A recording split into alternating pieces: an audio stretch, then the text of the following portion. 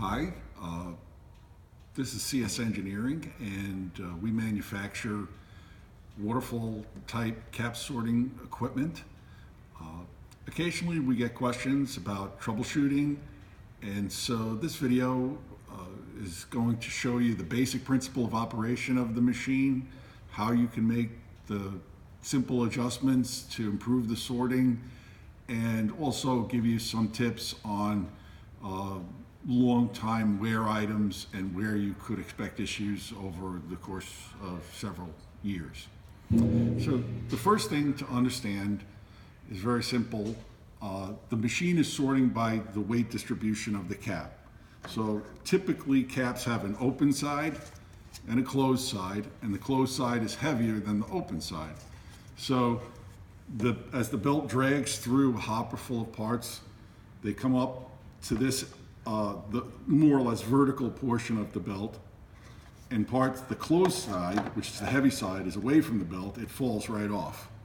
If the closed side is against the belt, then it's stable and it stays on. Eventually it comes up under the cover, and then with air it's ejected into the chute to feed the machine. So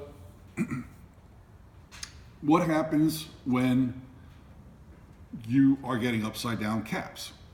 Well, one technique that we have to avoid that is to change the angle of tilt of the cap as it's coming up the belt.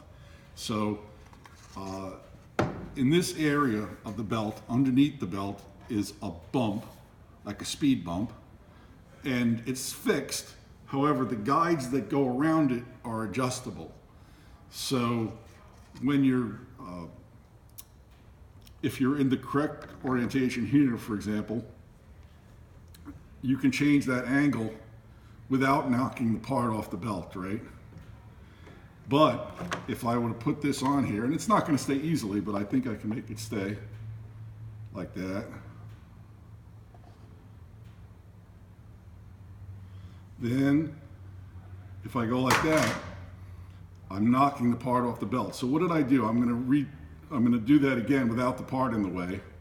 And you can see you're pivoting here, you're contacting the belt here, and you're forcing the belt to follow the bump more closely, which the final effect of that is to tilt the cap away from the belt. And if the cap is in the wrong orientation, it makes it more likely that it's going to fall off.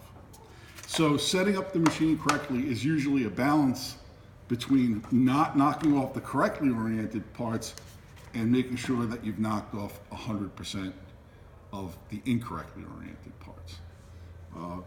One thing that people get confused about is this machine is the one we use for testing in the shop, but in production you'll typically have this cover on here, and there's a cam behind the guide.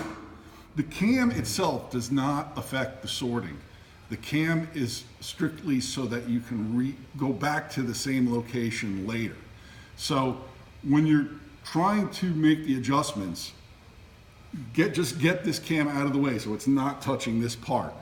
Then loosen this knob, move that in and out on both sides, here, here, and here, until you get the sorting that you want. Then adjust the cam to touch it. That will give you a readout number so that if someone removes the guard or someone messes with it, you can go back to the same spot without having to wait and watch the performance of the machine. But the key to remember here is the cam is just a backstop. This is where the action is.